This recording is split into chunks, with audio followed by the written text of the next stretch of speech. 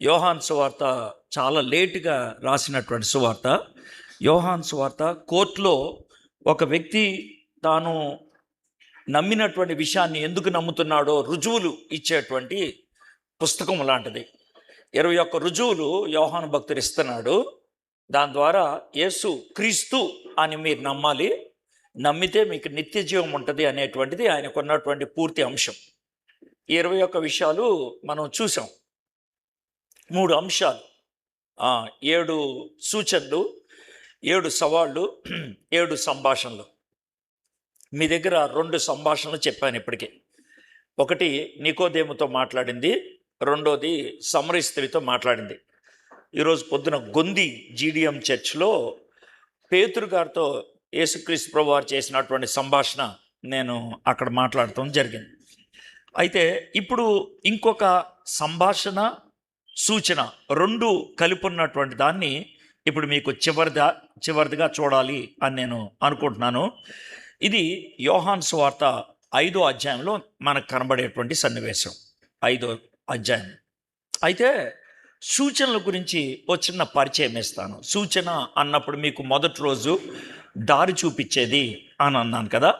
సూచన మనకి ఇంకొంచెం ముందుకు తీసుకెళ్ళటానికి ఊరటనిచ్చేది. ఇప్పుడు మనం తెలియకుండా వెళ్తా ఉన్నాం, రోడ్ ఎటో తెలియట్లేదు. ఒకవేళ మీరు దాని అంటారు సకినేటిపల్లి వెళ్దాం అనుకుంటా ఉన్నారు, ఎక్కడెక్కడో సందులు తిప్పుతూ ఉంది. అయితే సడన్గా మీకు బోర్డు కనబడింది, సకినేటిపల్లి 10 కిలోమీటర్లు అని. ఒక్కసారిగా ఆనందం కలుగుద్ది. ఈ రోడ్డే, ఇంకో 10 కిలోమీటర్లు వెళ్తే సకినేటిపల్లి వచ్చేస్తుంది. అలాగనమాట ఈ సూచనలు, అలాంటి అనమాట. అది ముందుకు తీసుకెళ్ళేది. మీకు 2 సూచనలు అంటే ఏ విధంగా మనకి ముందుకు తీసుకెళ్లేవిగా ఉంటాయి అని అనటానికి చిన్న వివరణ మీకు ఇస్తాను. యేసు ప్రభువారు అంటే యోహాను సువార్త ప్రకారం చేసినటువంటి మొట్టమొదటి అద్భుత కార్యము నీటిని ద్రాక్షారసంగా మార్చడం. ఇది మీకు తెలిసిందే. అది సూచన ఎలా అవుతుంది?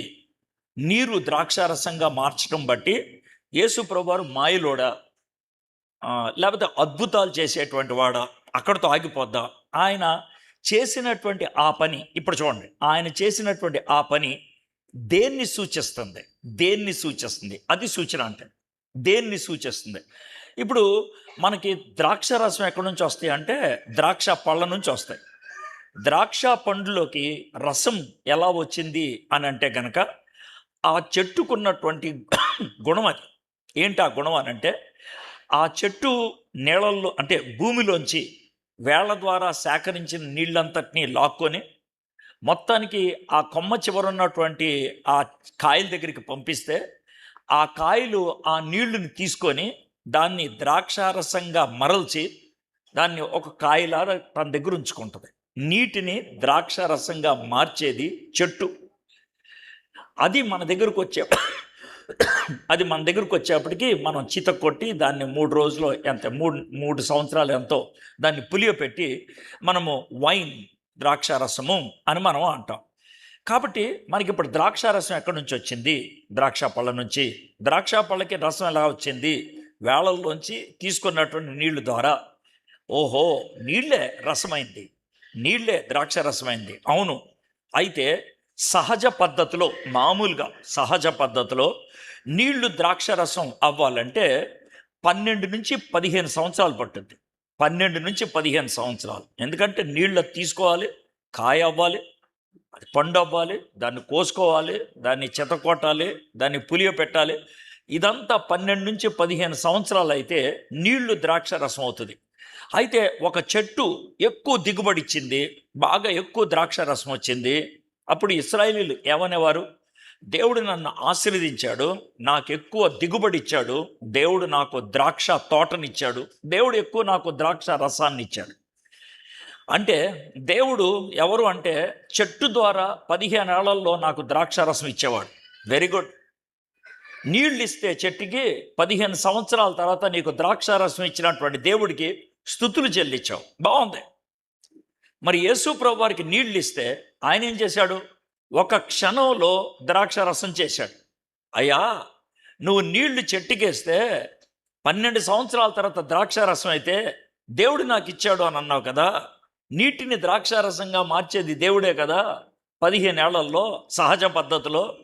అయితే మీరు నాకు నీళ్ళు ఇచ్చారు, నేను 1 నిమిషంలో మీకు ద్రాక్ష రసం చేశాను. దీంతో మీరేమనుకుంటారు? దేవుడు చేసే పనే నేను చేశాను, దేవుడు చేసే పని నేను చేశాను. మరి నేను దేవుణ్ణి కాదా? నేను దేవుణ్ణి కాదా? నేను క్రీస్తుని కాదా? నా పేరు యేసు, నేను క్రీస్తుని కాదా? ఇది సూచన అని అంటే. ఇక రెండోది మనం చూస్తే, ఈ యేసు ప్రభు వారికి రొట్టిచ్చారు. రొట్టిస్తే ఆయన దానికి కృతజ్ఞతలు చెల్లించి ప్రజలకి పంచిచ్చారు. అది కొన్ని వేల మంది తినేశారు. అంటే దాన్ని మల్టిప్లికేషన్, ఎక్కువ చేయటం. మల్టిప్లికేషన్ ఎవరు చేస్తారు? దేవుడు చేస్తాడు. ఏంటి మల్టిప్లికేషన్ అంటే ఏంటి? ఒక గోధుమ గింజ నాటితే, ఒక మొక్క వస్తే దానికి వచ్చేటువంటి కంకె, దాంట్లో ఎన్ని గోధుమలు ఉంటాయి? అది దిగుబడి. అది దిగుబడి. ఎకరం పొలంలో 60 బస్తాలు వచ్చినాయి. దేవుడు నాకు బాగా దిగుబడి ఇచ్చాడు. 60 బస్తాలు నీకు వడ్లు వచ్చాయనంటే, 60 బస్తాల వడ్లు నువ్వు నాట్లా, మహా అయితే పావు బస్తా నాటుంటావు. పావు బస్తా నాటితే 60 బస్తాలు వచ్చాయి. 60 బస్తాలు. ఈ పావు బస్తాని 60 బస్తాలుగా చేసింది ఎవరు? దేవుడు చేశాడు. దాన్ని దిగుబడి అని అన్నారు. మల్టిప్లికేషన్ దేవుడు చేసేటువంటి పని. అయితే మీరు నాకు ఒక రొట్టె ఇచ్చారు, దాన్ని ఎరక్కొట్టి ప్రజలకు పంచిపెడితే ఇంతమంది తినేశారు.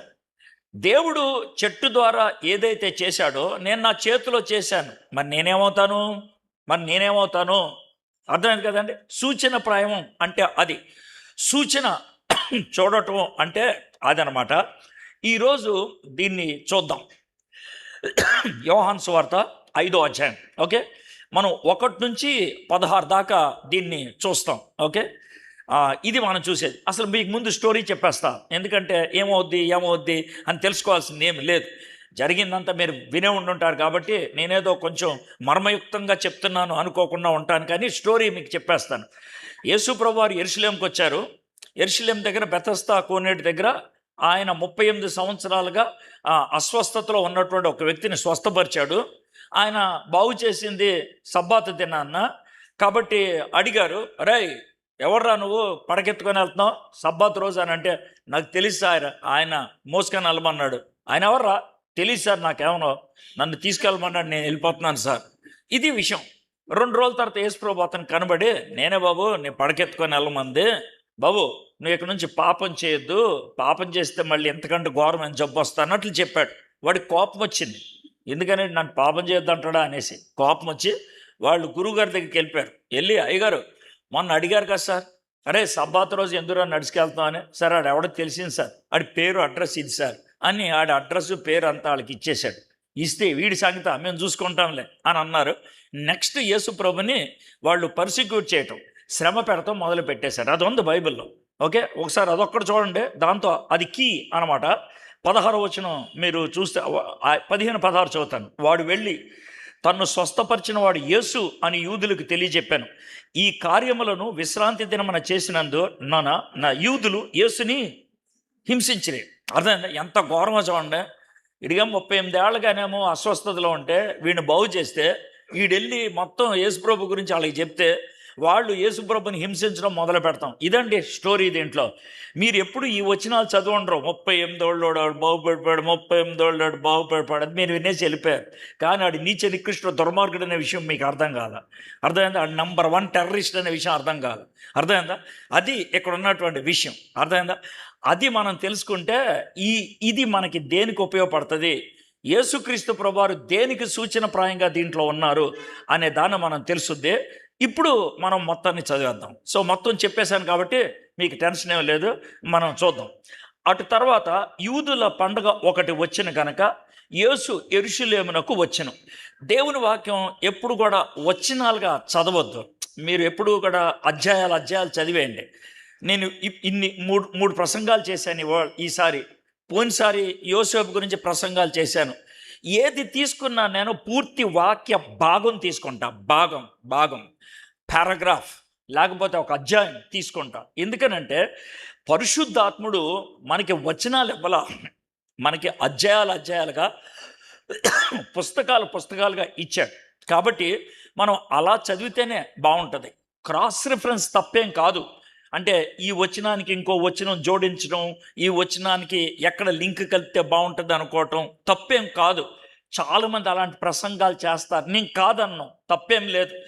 నేను కూడా కొన్ని సందర్భాల్లో చేసినవాడిని. కానీ బైబిల్ ధ్యానం చేసేటప్పుడు క్రాస్ రిఫరెన్స్లతో సంబంధం లేదు మనకు, అస్సలు లేదు. మనం చేయాల్సిందల్లా ఏంటంటే, ఈరోజు నేను యోహాను సువార్త 5వ అధ్యాయం చదువుతున్నాను. 5వ అధ్యాయం మొత్తం చదవటానికి నాకు టైం లేదనంటే నేను ఓ 2 పారాగ్రాఫులు చదువుతాను, లేకపోతే అందుట్లో ఉన్నట్టు ఒక సన్నివేశం అయ్యేదాకా చదువుతాను, ఒక సంఘటన అయ్యేదాకా చదువుతాను, 5-6 సార్లు చదువుతాను, 10 సార్లు చదువుతాను. దీంట్లోంచి నేను నేర్చుకునేటువంటి పాఠం ఏంటో ఆ రోజు ప్రభు దగ్గర నేర్చుకుంటాను. ఆ రోజు దాన్ని అన్వయించుకోవటం నేను నేర్చుకుంటాను. ఇది మనం చేయాల్సినటువంటి పని. ఇది ప్రతిరోజు చేయాల్సినటువంటి పని. మనము చాప్టర్లో ఒక సగం కానీ, లేకపోతే మరీ కఠినంగా ఉంటే ఒక పారాగ్రాఫ్ కానీ ఒక 10-15 సార్లు చదివితే మనకు చిన్న తలంపు వస్తుంది. ఆ తలంపుని మన జీవితంలో మనం అన్వయించుకోవటం అనేది మొదలు పెట్టాలి. అది మనం చేసే పని. అప్పుడు ధ్యానం చేసేటప్పుడు మనము అక్కడ లేని దానికోసం ఇదేంటి అని తెలుసుకోవాల్సిన ప్రయత్నం ఏమీ లేదు. తెలుసుకుంటే వచ్చేదాన్ని కూడా కష్టాలే. ఉదాహరణ చెప్తాను.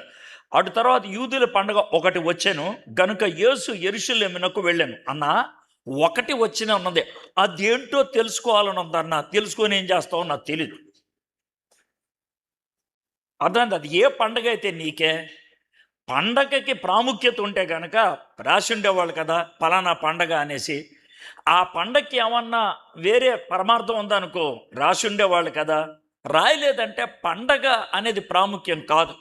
ఒకటేంటంటే యూదుల్లో మగోళ్ళంతా 3 పండగలకి ఖచ్చితంగా యెరూషలేముకి రావాలని ద్వితీయోపదేశకాండంలో, నిర్గమాకాండంలో రాశారు.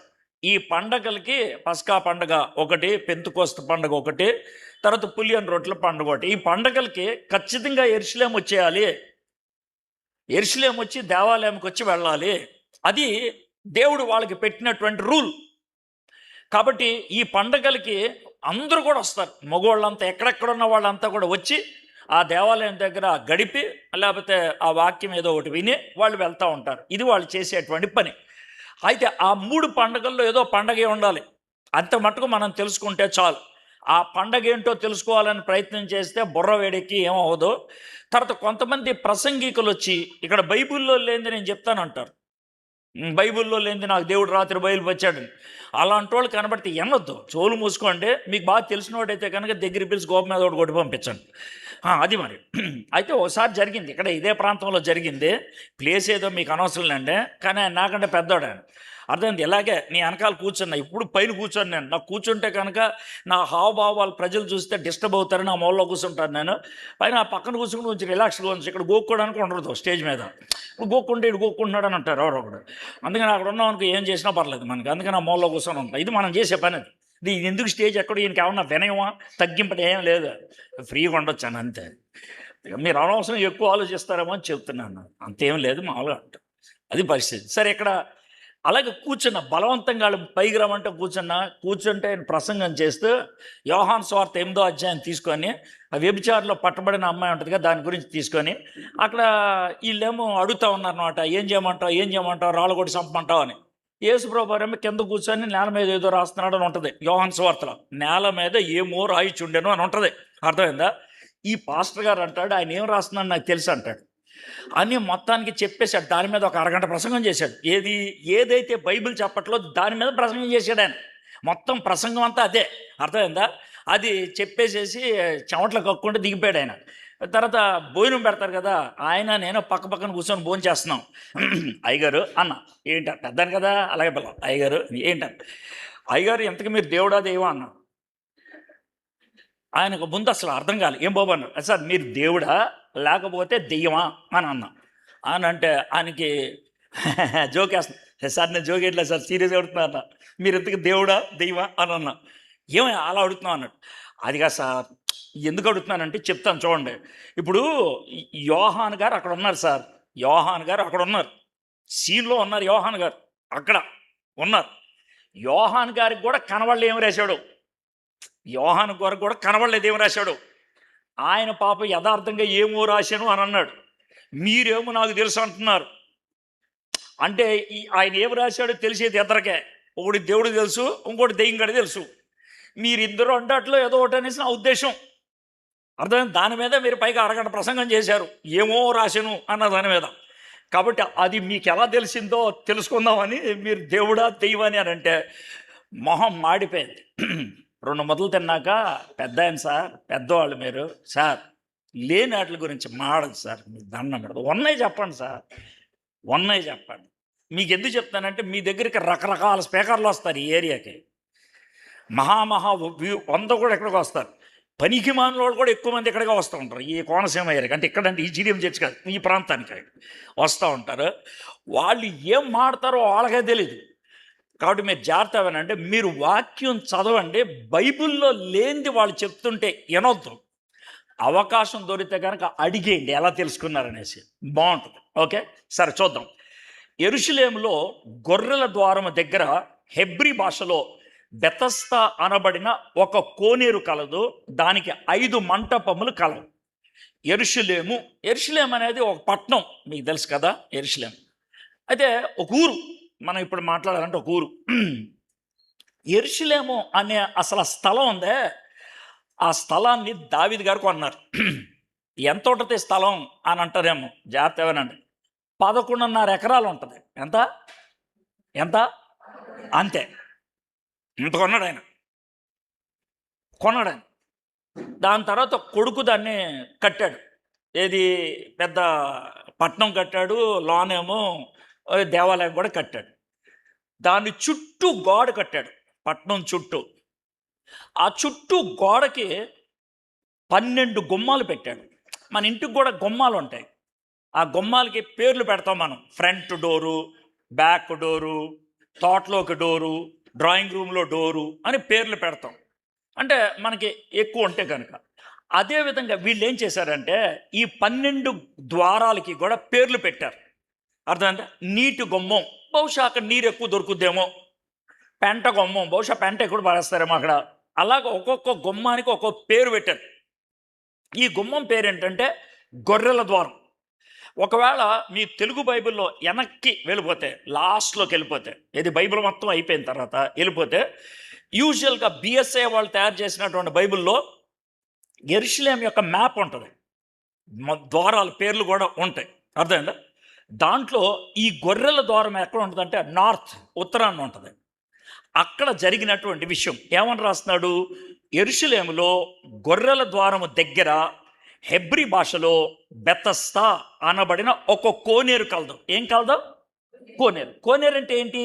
మన భాషలో చెప్తున్నా, స్విమ్మింగ్ పూల్ కలదు మన భాషలో. సార్ అప్పుడు స్విమ్మింగ్ పూల్ ఉందా అనొద్దు, మనకు అర్థం అవడం చెప్తున్నాను. చెరువు, ఓ చిన్న చెరువు ఉండేదన్నట్టు. బావి కాదు, చెరువు. అర్థమైందా? చాలామంది పిలుస్తున్నారు. ఎవరెవరు పిలుస్తున్నారు వచ్చేసేయండి. వాళ్ళు ఊపి, ఇంకెవరిని పిలవాలా? అయిపోయిందా? పూర్తి అయిపోతే పోతే అదోదే. మీరు కాన్సన్ట్రేట్ చేసి వింటారు. ఇంకేమైనా పిలిచేది ఉందా? Right, okay. నాతో వచ్చిన తలనొప్పి అది. నేను చూస్తూ ఉంటాను మనుషుల్ని, కొంచెం ఎవరన్నా బాధపడుతుంటే నేను తట్టుకోలేను. పాపం ఆవిడెవరో పిలవడానికి బాధపడుతుంది, ఆవిడకి అర్థం కావట్లేదు, చేతులు ఊపుతుంది, ఎందుకు సెటిల్ చేస్తే వాళ్ళ అదోదే. ఓకే, అయితే ఈ గొర్రెల ద్వారం దగ్గర ఈ కోనేరు ఒకటి ఉంది. బావి కాదు, బావి అంటే చిన్నగా ఉండొచ్చు, 3 అడుగులు 4 అడుగులు. కోనేరు అంటే అట్లీస్ట్ ఈ స్టేజ్ అంతా ఉండాలి, అట్లీస్ట్ ఈ స్టేజ్ అంతా ఉంది, ఇంతది ఉండాలి. ఈ కోనేరు ఉంది, దీనికి 5 మంటపాలు ఉన్నాయి. మంటపం అంటే ఏంటి అని అంటారేమో. మంటపం అంటే ఇప్పుడు మీరు సార్ అక్కడ మంటపాలు ఉన్నాయి అని అంటారే, అంటే మనం గుళ్ళు అని ఆలోచిస్తాం. కాదు. అక్కడ ఉన్నటువంటి పదం మంటపం అంటే మీకు అర్థం అవడానికి చెప్తాను. మనకి రోడ్డు పక్కన అప్పుడప్పుడు బస్సు షెల్టర్లు కనబడతాయి. అంటే బస్ స్టాండ్ కాదు, బస్ షెల్టర్ అంటే ఏంటి? పైన చిన్న ఇది ఉండి అటు ఇటు 3 పక్కలు మూసేసి ఒక చిన్న సీట్ ఉంటుంది, అటు కూర్చోవచ్చు. బస్సు వస్తే అప్పుడు వెళ్ళి ఎక్కేయడానికి. వర్షం ఎండ మన మీద పడకుండా సరిపోద్ది, అంతే. చిన్న షెడ్ లాంటిది ఉంటుంది. ఆ విధమైన దాన్ని మంటపం అంటారు. దీనికి 5 మంటపాలు ఉన్నాయంట. ఇప్పుడు ఇలాగా ఒకవేళ కోనేరు ఉందనుకోండి, ఎక్కడొకటి 4 మంటపాలు ఉండొచ్చు. 5 ఎందుకు ఉన్నాయి అబ్బా?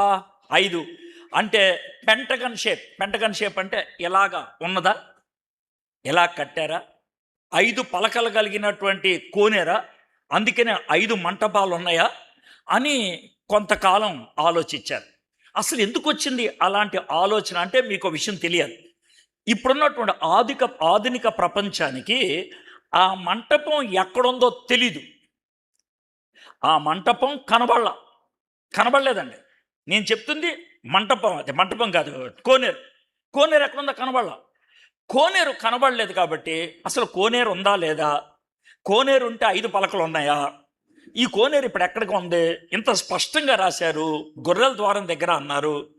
ఈ గదంత ప్రాంతాన్ని మనం ఒక అరెకరం స్థలంలో ఎత్తుతున్నాం, అరెకరం స్థలంలో. ఎందుకంటే 11 ఎకరాల్లో ఒక్కొక్క గుమ్మానికి 1 ఎకరం వేసినా కూడా ఎకరం స్థలంలో ఎత్తుతున్నాం మనం. ఎకరం స్థలంలో ఇంత పెద్ద గుమ్మం, ఇంత పెద్ద కోనేరు కనబడట్లా. కాబట్టి అది లేదా?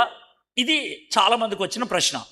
చాలామంది క్రైస్తవుల్ని కాని వాళ్ళు బైబిల్ని తిట్టేవాళ్ళు, మీ బైబిల్ తప్పు, బైబిల్ ఉంటే కనుక నిజమైతే బెతస్దా కోనేరు ఎక్కడుందో చెప్పండి అని అడగటం మొదలుపెట్టారు. పాపం మన వాళ్ళకి చూపించడం రాలా. కొంతమంది ఏం చేశారంటే కవరింగ్ చేయాలనేసి, సార్ బెతస్దా కోనేరు అనేది ఆధ్యాత్మికమైంది, కంటికి కనబడేది కాదు, అర్థమైందా?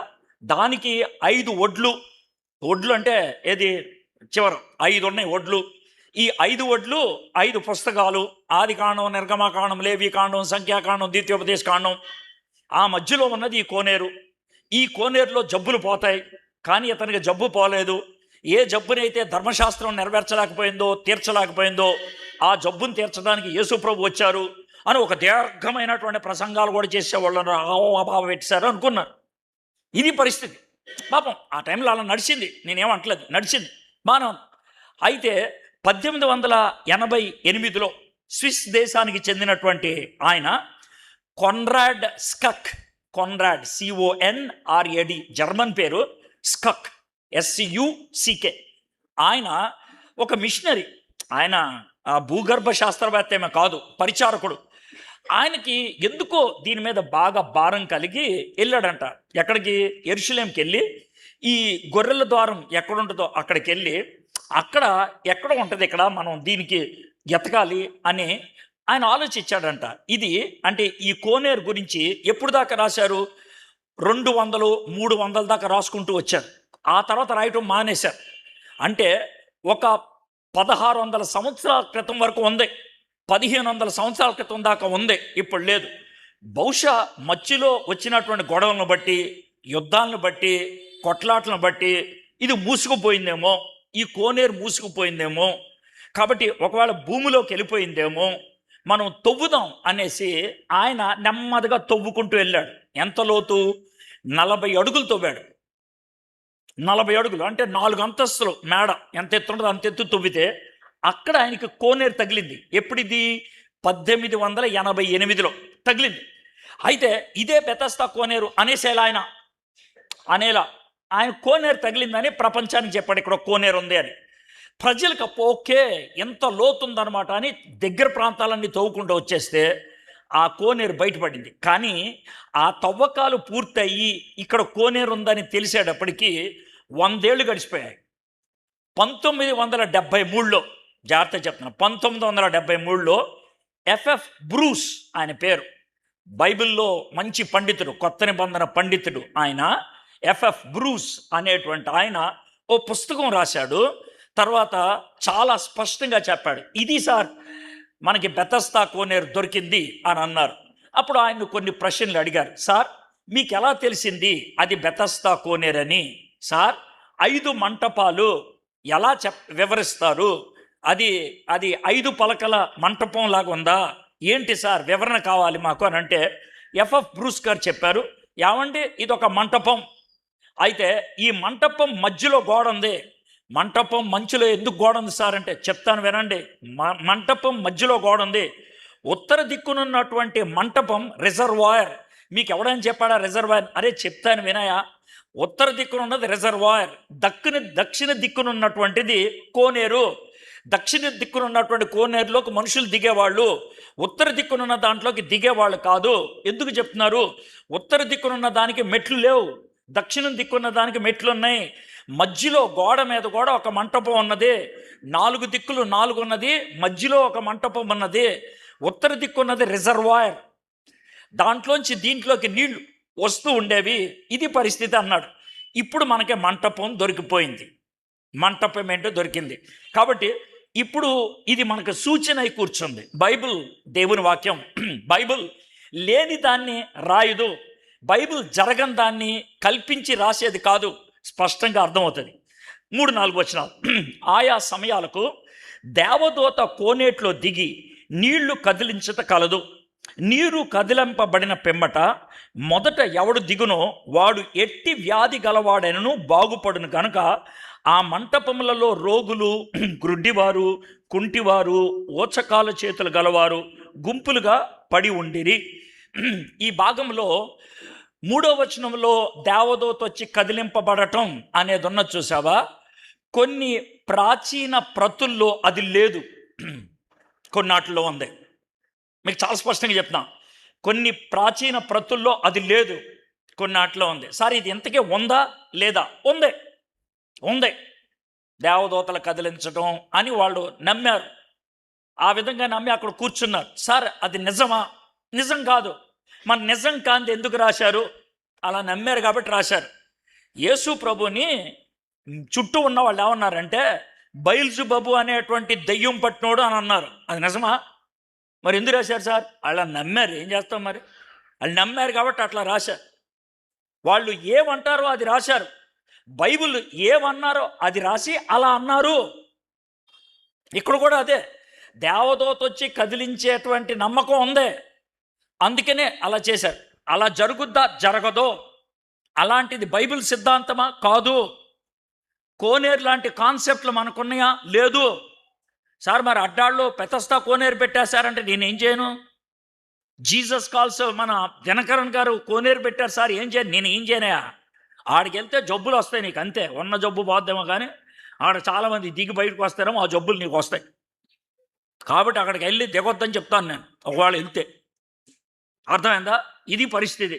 ఈ బెతస్తా దగ్గర, అడ్డాడ దగ్గర ఒక ఆయన ఉంటాడు, ఆయన లోన్ ఉంటాడు. ఆయన ఏమంటాడంటే నేను కదుపుతాను, దూకితే ఎవడో ఆడికి జబ్బులు పోతే డబ్బులు తీసుకున్నవాడు ఉన్నాడు. ఈ మాటలు ఆయన కూడా వెళ్తాయి.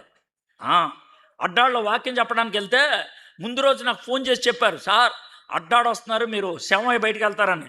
సింగిల్గా వచ్చి మాడతాను ఆయనతో చెప్పానన్నా. నేను సింగిల్గా వచ్చి మాడతాను చెప్పు అని అన్నా. వెళ్ళి వాక్యం చెప్పొచ్చా, ఇలాంటి పిచ్చి పిచ్చి ఆశలో ఎదురా అని చెప్పొచ్చాను. అర్థమైందా? సమస్య లేదు సార్. ఇప్పుడు మనం ఒకడికి భయపడి ఎంతకాలం సత్యాన్ని దాచిపెడతాం? సరే వదిలే.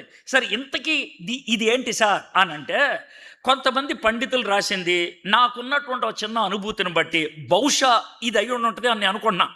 ఏమైంటి ఉంటుంది అనుకుంటాను అని చెప్తాను. నేను 2-3 చాట్లు చూశాను ఇలాంటివి, కానీ ఒక ఉదాహరణ చెప్తాను. న్యూజిలాండ్ దేశంలో ఆక్లాండ్ పెద్ద పట్టణం, అన్నిటికంటే పెద్ద పట్టణం. ఆక్లాండ్ పట్టణానికి 100 కిలోమీటర్ల దక్షిణాన ఒక చిన్న ప్లేస్ ఉంటుంది, దాని పేరు రోట్రోవా. అర్థమైందా? రోట్రోవా. నేను ఎందుకని ఇన్నిసార్లు ఆ పేరు చెప్పానంటే, మీరు ఒకవేళ యూట్యూబ్లో నేను చెప్పిన పేరు రోట్రోవా అని కొట్టినా, న్యూజిలాండ్ రోట్రోవా అని కొడితే నేనేం చెప్పానో అదంతా మీరు యూట్యూబ్లో చూస్తారు. మీరు గూగుల్ చేస్తే కనుక గూగుల్లో కూడా దాని గురించి అంతా వస్తుంది. ఏంటనంటే ఆ ప్రదేశం చాలా మంచు ప్రదేశం, చల్లగా ఉంటుంది. ఎంత చల్లగా ఉంటుంది అంటే నేను వెళ్ళిన రోజు -23 డిగ్రీలు ఉంది. -23 అంటే ఫ్రిడ్జ్ ఉంటుంది కదా, ఫ్రిడ్జ్లో డీప్ ఫ్రిడ్జ్ ఉంటుంది కదా, దాంట్లో ఎంత ఉంటుందో అంత టెంపరేచర్ ఉంది.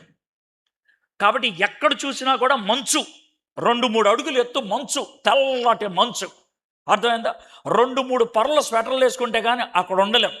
కానీ మనుషులు వణుక్కుంటేనే అక్కడికి వస్తారు ఆ మంచు ప్రదేశాన్ని. సుమారు ఇంత ప్లేస్, ఒక గ్రౌండ్ ఉంటుంది. ఆ గ్రౌండ్ చుట్టూ మనుషులు నుంచొని ఉంటారు. ఎందుకు నుంచుంటారో చెప్తాను. అలా నుంచున్నప్పుడు సుమారు గంట లేకపోతే గంటన్నర ఆ టైంకి మధ్యలో ఒక చిన్న గుంట ఉంటుంది. ఆ గుంటలోంచి భూమిలోంచి నీళ్లు పైకి వస్తాయి. ఎంత పైకి? 16 నుంచి 18 అడుగులు. అంటే సుమారు 2 అంతస్తుల ఎత్తు నీళ్లు పైకి ఎగసిపడి కిందకి పడతా ఉంటాయి నీళ్లు. మీకు బ్లో అవుట్ అయినప్పుడు ఏం జరుగుద్దో అలాగ జరుగుద్ది అనమాట. అర్థమైందా? అలాగా భూమిలోంచి నీళ్లు 2 లేదా 3 నిమిషాలు అలాగ 16 నుంచి 18 అడుగులు నీళ్లు పైకెక్కి కింద పడిపోతే అంతే జరిగేది. అదే అది చూస్తారు. ఆ తర్వాత కొద్దిసేపు ఆగుతారు. ఎందుకు ఆగుతారంటే ఆ భూమిలోంచి వచ్చేటువంటి నీళ్లు 140 డిగ్రీలు వేడిలో ఉంటాయి.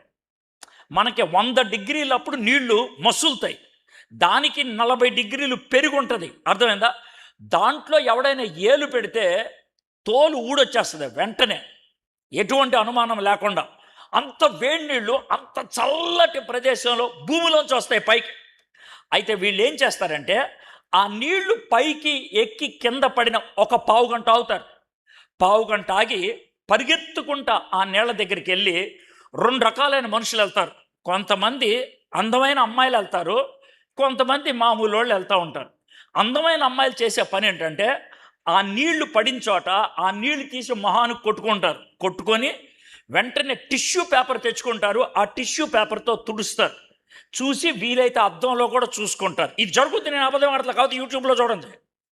వాళ్ళు చేసే పని అంటే కింద పడి నీళ్ళు మొహానికి కొట్టుకొని టిష్యూ పేపర్తో చూసుకొని అద్దంలో చూసుకుంటారు. ఇది వాళ్ళు చేసే పని. ఎందుకు సార్ అంటే ఆ భూమిలోంచి వచ్చేటువంటి నీళ్లు అవి అగ్ని పర్వతంలోంచి వచ్చిన నీళ్లు, దాంట్లో సల్ఫర్ ఉంటుంది. ఆ సల్ఫర్ కలిసిన నీళ్లు, వేడి నీళ్లు మొహానికి కొడితే మీరు బ్యూటీ పార్లర్కి వెళ్ళి బ్లీచ్ చేయించుకుంటారే, అంటే వైట్ హెడ్స్ బ్లాక్ హెడ్స్ ఉంటే దాన్ని ఒక్కొక్క దాన్ని పీకుతూ ఉంటారే, అది ఎవడో పేకక్కర్లా. ఆ నీళ్లు మొహాన్ని పెట్టి టిష్యూ పేపర్ని కడిగేస్తే, తుడిచేస్తే నీ ముఖం బ్లీచ్ చేసినప్పుడు ఎంత అందంగా ఉంటుందో అంత అందంగా ఉంటుంది. అందుకని ఆడికి వెళ్తారు. ఇది అమ్మాయిలు చేసేటువంటి పని. కొంతమంది ఉంటారు, వాళ్ళు షర్టు కూడా ఇప్పేసి ఆ నీళ్ళల్లో డొర్లి బయటకు వచ్చి తుడుచుకుంటారు. వాళ్ళు ఎందుకు చేశారు సార్ అలాగా అని అంటే వాళ్ళకి బహుశా గజ్జుండి ఉంటుంది, స్కిన్ డిసీజ్ ఉండుంటుంది. ఆ నీళ్లు గజ్జి ప్రాంతానికి తాకితే 2 రోజుల్లో గజ్జి మాడిపోద్దాయి, పోద్ది. ఎందుకనంటే నియోమైసిన్, సోఫ్రామైసిన్ ఇలాంటి ఆయింట్మెంట్లు ఉంటే చూడండి, దాంట్లో ఉండేటువంటి పదార్థాల్లో ఖచ్చితంగా సల్ఫర్ ఉంటుంది. అది మెయిన్ డ్రగ్. అది నేరుగా భూమిలోంచి వచ్చింది. అది శరీరానికి అంటుకోగానే వెంటనే 2 రోజుల్లో మాడిపోద్ది. కాబట్టి ఆ వాటర్ని మిరకల్ వాటర్ అంటారు, కానీ అది భూమిలోంచి వచ్చేది. బహుశా అప్పట్లో అలాగా అప్పుడప్పుడు కింద నుంచి నీళ్ళు వస్తూ ఉండుంటే ఎవరు చేస్తున్నారో తెలీదు, ఎలా చేస్తున్నారో తెలియదు, కాబట్టి దేవదూత అనేటువంటి మాట ఉపయోగించారు. ఎవడు కూడా దేవదూతను చూసినట్లు లేదు అక్కడ. అయితే ఆ నీళ్ళల్లో దూకినప్పుడు కొన్ని జబ్బులు పోతున్నాయి, కాబట్టి జబ్బులు పోతాయని అక్కడ కూర్చున్న వాళ్ళు ఉన్నారు. అర్థమైందా? దీంట్లోంచి మనం నేర్చుకునే ఆత్మీయ పాఠం ఏమీ లేదు. మరి ఎందుకు సార్ ఎంతసేపు చెప్పారంటే అనవసరంగా కెలుగుతారేమో రేపు పొద్దున అనేసి చెప్పేశా. ఎంతకు మించి మనం తెలుసుకునేది ఏమి లేదని. ఇప్పుడు మనం పాఠం నేర్చుకునేది ఉంది. ఇక నుంచి చూద్దాం. ఆ 5వ వచనం. అక్కడ 38 ఏండ్ల నుండి వ్యాధి గల ఒక మనుష్యుడుండాను. ఆ మనిషికి వయసు 38 కాదు, జబ్బు 38 ఏళ్ళ నుంచి ఉంది. వాడి వయసు ఎంతో మనకు తెలియదు. 50 ఏళ్ళు ఉండొచ్చు, 60 ఏళ్ళు ఉండొచ్చు. కాబట్టి పెద్దోడు, పెద్ద వయసు. చాలామంది పండితులు చెప్పేది అతనికి 60 ఏళ్ళు ఉండొచ్చు అనేసి. 60 ఏళ్ళు. అతనికి 60 ఏళ్ళు అయితే 38 సంవత్సరాలుగా, అంటే 22వ ఏట జబ్బు వచ్చింది. అప్పటి నుంచి వాడు అక్కడే కూర్చున్నాడు. అది వాడి పరిస్థితి. నెక్స్ట్ 6వ వచనం. యేసు వాడు పడి ఉండట చూచి వాడప్పటికి బహుకాలము నుండి ఆ స్థితిలో ఉన్నాడని ఎరిగి స్వస్థపడగోర్చున్నావా అని వానిని అడిగాను. ఇప్పుడు అసలు మెయిన్ సీన్లోకి వస్తున్నాం. ఏంటా మెయిన్ సీన్ అని అంటే అక్కడ ఒక 100 మంది ఉన్నారు అనుకుందాం. జబ్బులు ఉన్నవాళ్ళు ఒక 100 మంది ఉన్నారు. 100 మంది జబ్బులు పోతాయి అనేసి వాళ్ళు అక్కడ కూర్చొని ఉన్నారు 100 మంది. యేసు ప్రభు వారు ఆ కోనేరు దగ్గరకు వచ్చారు. వచ్చి ఆయన హలో జబ్బు కలిగిన వాళ్ళందరూ రండి ఇక్కడికి అని ఏం అనలా. నేను యేసునే, చెప్పండి రా జబ్బు ఉన్న వాళ్ళందరిని తీసుకురండి అని కూడా అనలేదు ఆయన. చాలా సైలెంట్గా ఈయనొక్కడి దగ్గరికి వెళ్ళి ఈయన ఒక్కడితోనే మాట్లాడుతూ, ఏం బాబు నీకు స్వస్థపడాలనుందా అని అడిగాడు. మీకు అర్థమైంది కదా. ఇప్పుడు మనం అడగాల్సిన క్వశ్చన్ ఏంటంటే, యేసయ్యా ఒకసారి పక్కొస్తావా, ఎందుకే ఒకసారి పక్కన నేను మాట అడగాలి. ఏంటి చెప్పు. ఏం లేదు యేసయ్యా, అక్కడ 100 మంది ఉన్నారు కదా. ఉన్నారు. ఆ 100 మంది జబ్బున్న వాళ్ళే కదా. అవును. వాళ్ళందరికీ స్వస్థత కావాలి కదా. అవును. అందుకే కదా కోనేరు దగ్గర ఉన్నది. అవును. నీకు స్వస్థత చేయగలిగే శక్తి ఉంది కదా. అవును. మరి అందరినీ స్వస్థపరచవచ్చు కదా. ఆడొక్కడితో ఎందుకు మాట్లాడేసి వచ్చావు నువ్వు? చెప్పా నాకు చెప్పు. ఎందుకు వచ్చావు వాడు ఒక్కడితో మాట్లాడేసి? అదా ఏంటంట, ఉందిలేయా నేను అందరి దగ్గరికి వెళ్ళను. అవునా, నువ్వు అందరికీ రక్షకుడు కాదా? నేను అందరి దగ్గరికి వెళ్ళను అన్నా. అందరితో నేను మాట్లాడను. మరి ఎలాగా? నువ్వు ఎవరితో మాట్లాడాలో ఎవరితో మాట్లాడకూడదో ఎలా డిసైడ్ అవుద్ది? డిసైడ్ అవుద్ది ఆ పైన డిసైడ్ చేయాలి. పెద్ద ఆయన డిసైడ్ చేస్తే నేను వెళ్తా. అదేంటిది? మరి అంతే, పెద్ద ఆయన డిసైడ్ చేస్తే వెళ్తా. ఇప్పుడు నెక్స్ట్ అధ్యాయంకి రండి, ఒక వచనం చూద్దాం. 6వ అధ్యాయం 44వ వచనం. 6వ అధ్యాయం 44వ వచనం చూద్దాం.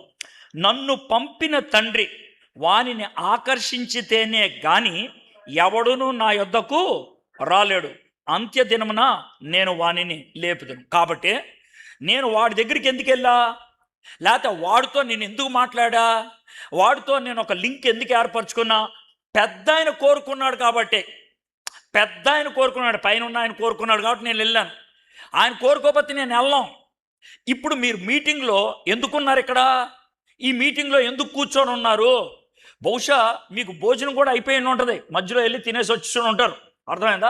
చికెనో గికెనో ఏదో పెట్టుండి ఉంటారు, చివరి రోజు కదా, పెట్టుండి ఉంటారు. బాగానే ఉంది, హాయిగా తినేశారు, పని అయిపోయింది, ఇంటికి వెళ్ళిపోవచ్చు కదా. వెళ్ళకుండా ఎందుకున్నారు? నేను వస్తున్నప్పుడు 2 ఆటోల్లో కొంతమంది వెళ్ళిపోయారు. అప్పుడే నేను చూసా. ఆటోకు 6-7 ఎక్కారు. చూసా. అది ఆ ఆటోని జాగ్రత్తగా ఎందుకు చూశానంటే, నేను వెళ్తుంటే నేనేదో అడ్డన్నట్టు పీపీ అని కొట్టాడు. ఈడెవడరా, మీటింగ్ జరుగుతుందా పీపీ అని కొట్టాడని చూస్తే ఆడ వెనకాల పెద్ద బొమ్మలు ఉన్నాయి, బొమ్మలతో అర్థమైపోయింది ఆడెవడో. నేను చాలా పరిశీలనాత్మకంగా చూసా. దీంట్లోకి ఎవడెక్కుతాడండి? మన వాళ్ళే 6 ఎక్కారు. ప్రైజ్ ది లార్డ్ బ్రదర్ అని చెప్పి మరీ ఎక్కారు. ఏదో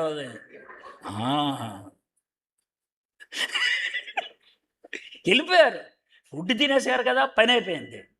అంటే వాళ్ళు వెళ్ళిపోయినందుకు నా బాధ లేదా? నా బాధ అంతా మీతోనే.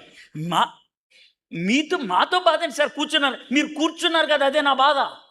మీరు ఎందుకు కూర్చున్నారంటే, తండ్రి దేవుడు కోరిక ఈరోజు ఈ వర్తమానం మీరు వినాలని.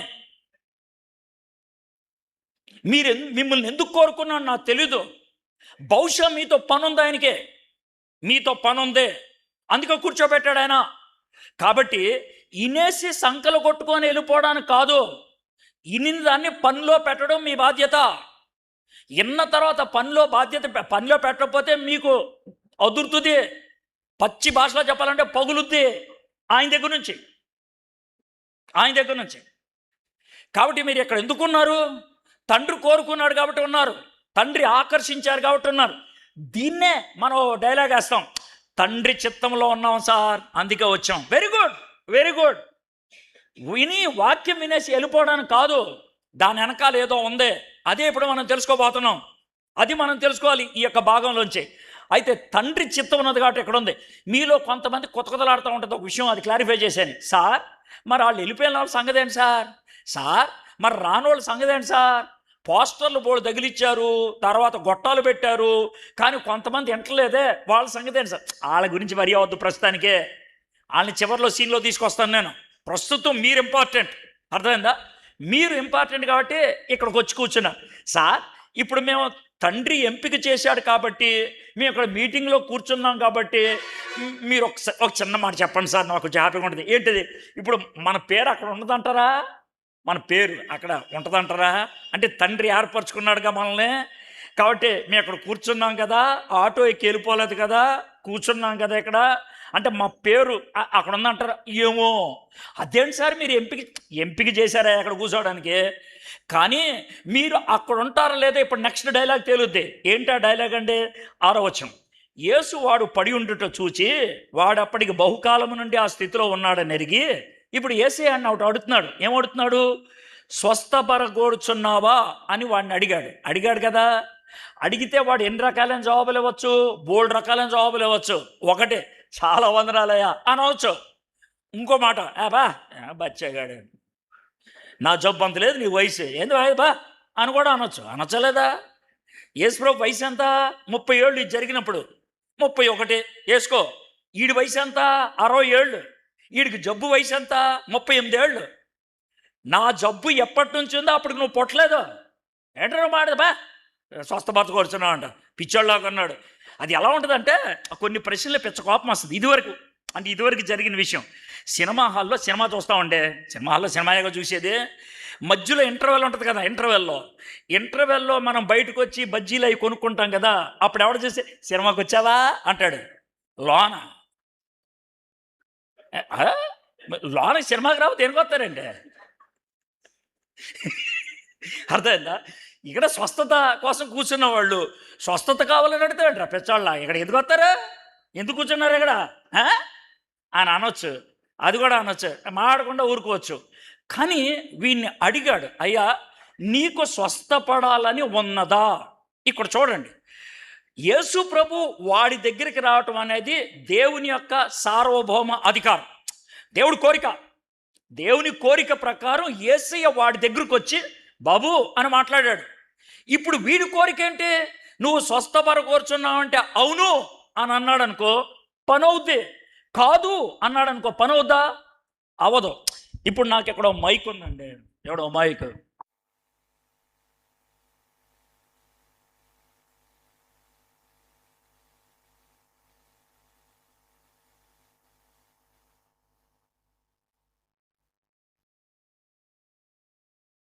అందుకే వినబడలా. ఇప్పుడు దేవుడు కోరుకొని నువ్వు వద్దనుకున్నావు అనుకో, పని అవదో. నేను ఎందుకని ఈ మాట చెప్తానంటే, దేవుడు అనుకుంటే అన్నీ అయిపోతాయి అని అంటారు చూసా, అది కర్మ సిద్ధాంతం. బైబిల్ చెప్పేది అది కాదు. బైబిల్ చెప్పేది ఏంటంటే దేవుడి సార్వభౌమ కోరిక ఒకటి ఉంటుంది, సావరిన్ విల్, సార్వభౌమ చిత్తం అనేది ఉంటుంది. ఆ చిత్తములో నువ్వు ఉన్నావు కాబట్టి ఇప్పుడు అక్కడ కూర్చున్నావు. ఆ చిత్తములోకి నువ్వు కూడా అమర్చబడితే, నువ్వు కూడా ఒప్పుకుంటే, నువ్వు కూడా అంగీకరిస్తే దేవుడు అనుకున్నది నీ జీవితంలో జరుగుతుంది. అయితే నాకొద్దు అనుకుంటే, దేవుడు అనుకున్నాడు కానీ నువ్వేం చేసావు? నాకొద్దు అనుకున్నావు. దేవుడు అనుకున్నాడు కానీ నువ్వేం చేసావు? నాకొద్దు అనుకున్నావు. కాబట్టి దేవుని చిత్తములో ఉండి దేవుని కోరిక ప్రకారం ఈ మీటింగులకు వచ్చి మీటింగుల్లో వాక్యాలన్నీ విని చచ్చి నరకానికి వెళ్ళే కొంతమంది ఎక్కడ ఉన్నారు. అది ఎవరు తప్పు? మీది. కాబట్టి దేవుని యొక్క అమరికలో ఉన్నారు, దేవుని యొక్క చిత్తములో ఉన్నారు, దేవుని యొక్క కనుసైగుల్లో ఉన్నారు, దేవుని చిత్తములో ఉన్నారు, మీటింగ్లో కూర్చున్నారు. దేవుడు ఇలాంటి మీటింగ్లో నిన్ను అడిగేటువంటి ప్రశ్న, నువ్వు స్వస్థపడగోరుచున్నావా? ఈరోజు నిన్న పొద్దున్న సాయంత్రం ఇప్పుడు చూసిన దాంట్లో ప్రతి చోట ఒక ప్రశ్న ఉన్నది. ఒక ప్రశ్న. ఆ ప్రశ్న దేవుడు ఇన్ఫర్మేషన్ కోసం అడగలా, దేవుడు తెలుసుకోవడం కోసం అడగలా. ఆ ప్రశ్న దేవుడు అడిగింది నిన్ను రెచ్చగొడటానికి, నిన్ను పురికొల్పటానికి, నిన్ను గిల్లటానికి, నిన్ను ఆలోచింప చెయ్యటానికి. ఇది కూడా అదే. నీకు నిజంగా స్వస్థత కావాలా? ఇది ఆయన అడిగింది.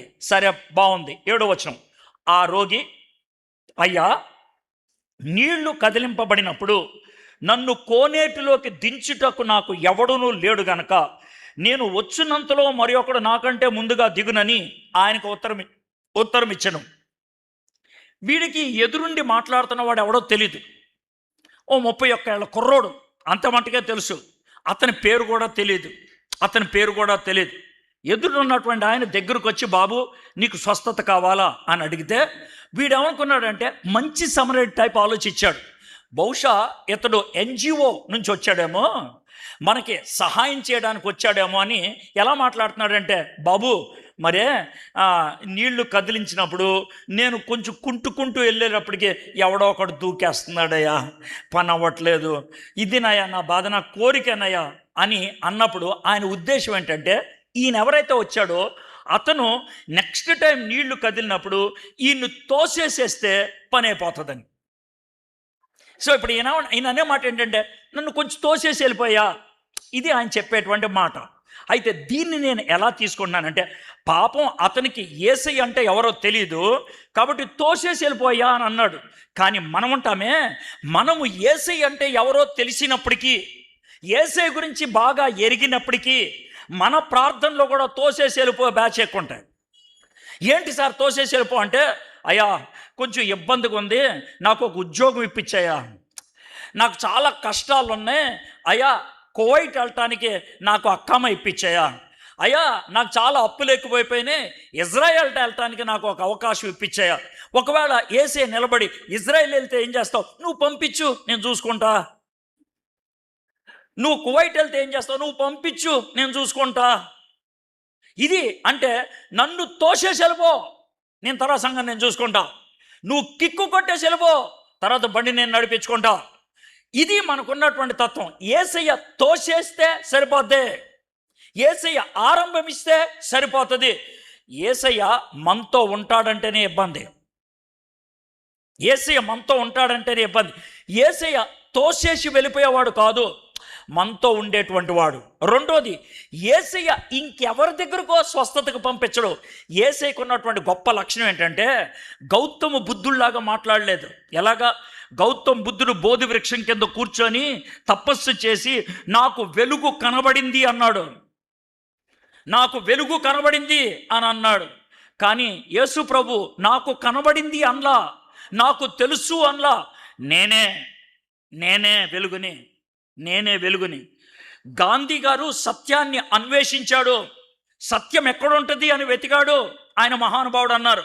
యేసు ప్రభు వారు సత్యం గురించి ప్రశ్న వేయలా, సత్యము నాకు తెలుసు అనలా, సత్యం ఎక్కడుంటుందో నేను చెప్తాను అనలా, సత్యం నేనే.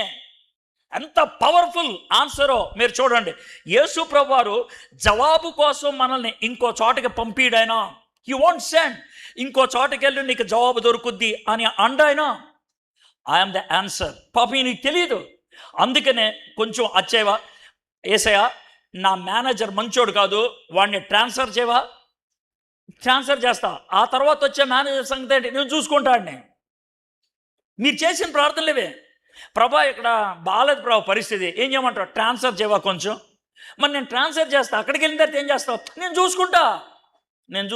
మీరు చేసిన ప్రార్థనలు ఇవే, మీరు చేసిన ప్రార్థనలు ఇవే. అయితే నెక్స్ట్ 8వ వచనం, యేసు నీవు లేచి నీ పరుపెత్తుకొని నడవమని వానితో చెప్పగా. ఒకవేళ నేనే ఆ జబ్బున్న వాడిని అనుకోండి, నేనే 60 ఏళ్ల ముసలివాడిని, జబ్బున్న వాడిని అనుకుందాం. యేసయ్య వచ్చి అవునా తొయ్యటాలు గీటాలు ఉండవు కానీ లే అన్నాడు అనుక, నరమే లేడా 38 ఏళ్ళగా లెక్కకుండా కూర్చున్నాను ఇక్కడ, ఏం ఆడుతున్నావా అని అంటానికి అవకాశం ఉందా? ఉందే. కానీ ఏంటో ఆయన అలా అనలేదు. ఏం చేశాడు? వెంటనే, నాకు బాగా నచ్చింది అది, వెంటనే వాడు స్వస్థత ఉంది, అతను పరుపెత్తుకొని నడిచిన వాడు లేచేశాడు, స్వస్థత కూడా వచ్చేసింది, నడుచుకుంటూ వెళ్ళిపోయాడు.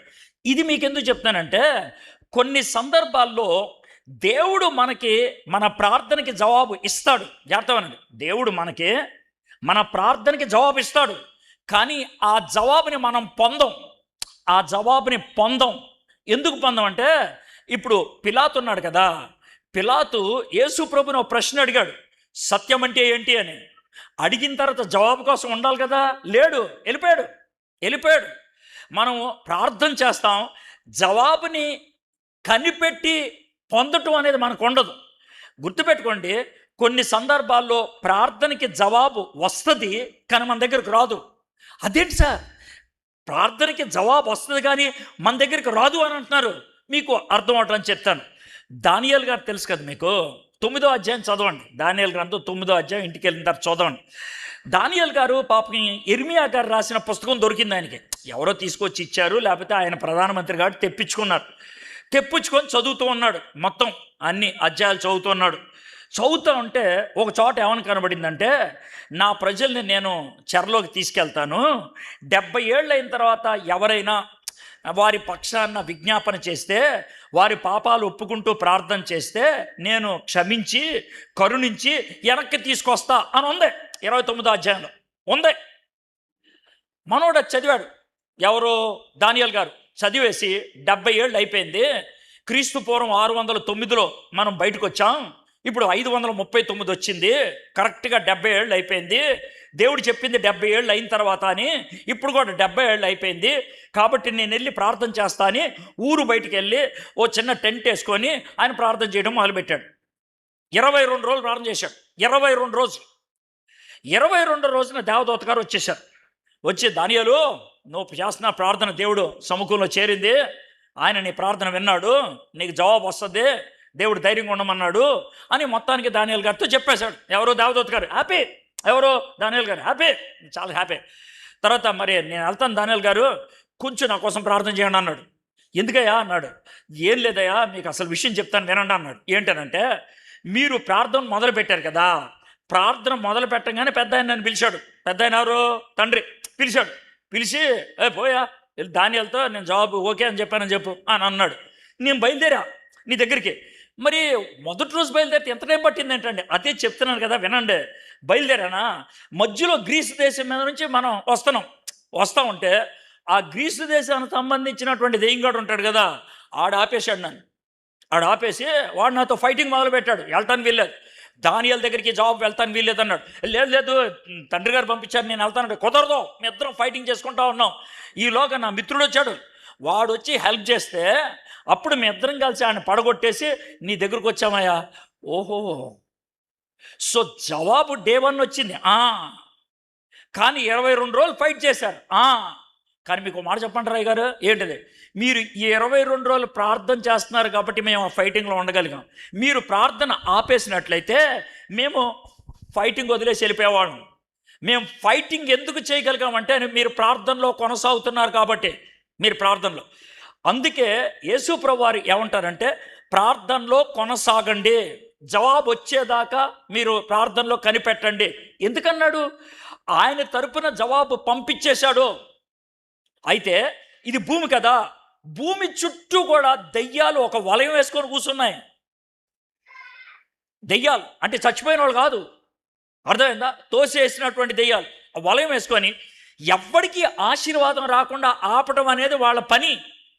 మన ప్రార్థన ఆ యొక్క వలయాన్ని ఛేదించి మన దగ్గర జవాబు తీసుకొస్తుంది. వీడికి ఆ పరిస్థితుల్లో యేసయ్య లెగు అనంటే టక్కుమని లేచాడు. బహుశా నువ్వు అడిగావేమో, జాగ్రత్తగా వినండి, అడిగి ఒకసారి ప్రార్థన చేసి వదిలేసావేమో, 3 నెలలు ప్రార్థన చేసి ఇంకా మర్చిపోయావేమో, 6 నెలలు ప్రార్థన చేసి ఇంకా చాలే అనుకున్నావేమో. ఒక విషయం ప్రార్థన చేయటం మొదలు పెడితే అది నీ చేతిలోకి వచ్చేదాకా ప్రార్థన ఆపొద్దు. ఎందుకంటే ఇది కారణం. దేవుడికి వినబడదని కాదు, దేవుడికి 10 సార్లు చెప్తే కానీ బుర్ర పనిచేయదని కాదు, లేకపోతే తిండి మానేస్తే ఆయనకి జాలి కుదురుద్దని కాదు. సాతానుని జయించడానికి, వాడి యొక్క వలయాన్ని చీల్చుకొని రావడానికి అది జరగాలి. వెంటనే వాడు స్వస్థత పొంది తన పరుపెత్తుకొని నడిచెను. ఇదండి విషయం. ఇది ఒక పారాగ్రాఫ్ అయిపోయింది.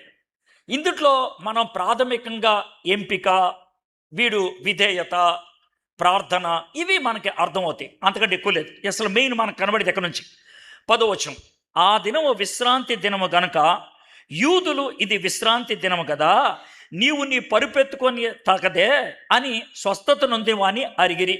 ఇప్పుడు యూదులకి శనివారం అంటే శుక్రవారం సాయంత్రం 6 గంటల నుంచి శనివారం సాయంత్రం 6 గంటల దాకా సబ్బాత్ అంటారు.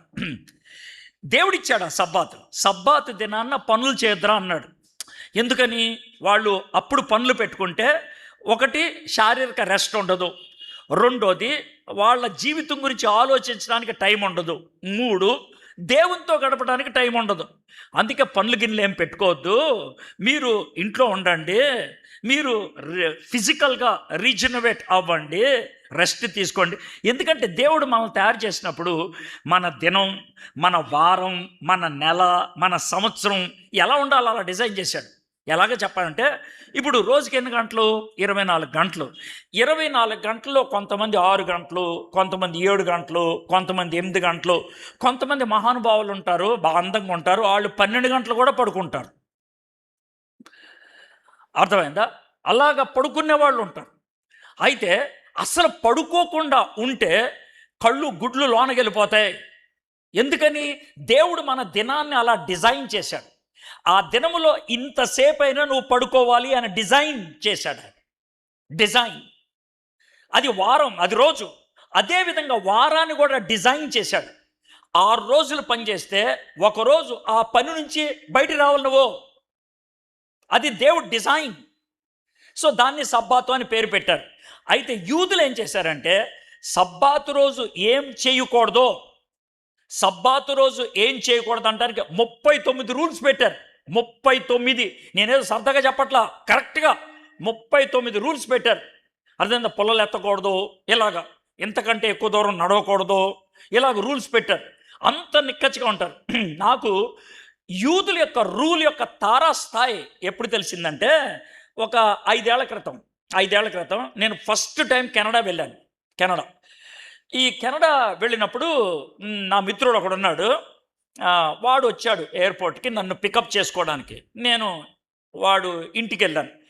వాడు 23 అంతస్తుల బిల్డింగ్లో ఉంటాడు. అది ఆడి బిల్డింగ్ కాదు, దాంట్లో ఒక ఫ్లాట్ ఆడిది.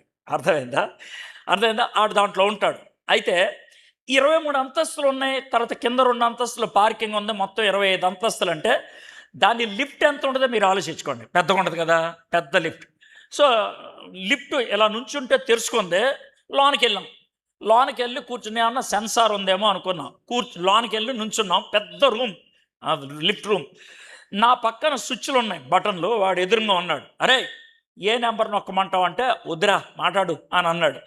అంటే అదేమోలే అనుకున్నాను, మాడుతూ ఉన్నా. ఒక 6 అంతస్తులు దాటిన తర్వాత నాకు ఒక విషయం అర్థమైంది. ఏంటనంటే ఈ లిఫ్ట్ లేదా, ప్రతి అంతస్తుకి వెళ్తుంది, డోర్ తెరుచుకుంటుంది, ఓ పావుగంట ఒక 15 సెకండ్ల తర్వాత మళ్ళీ మూసుకుంటుంది, ఇంకో అంతస్తుకి వెళ్తుంది. ప్రతి అంతస్తుకి అవుతుంది. అది 6 అంతస్తులు అయినాయి.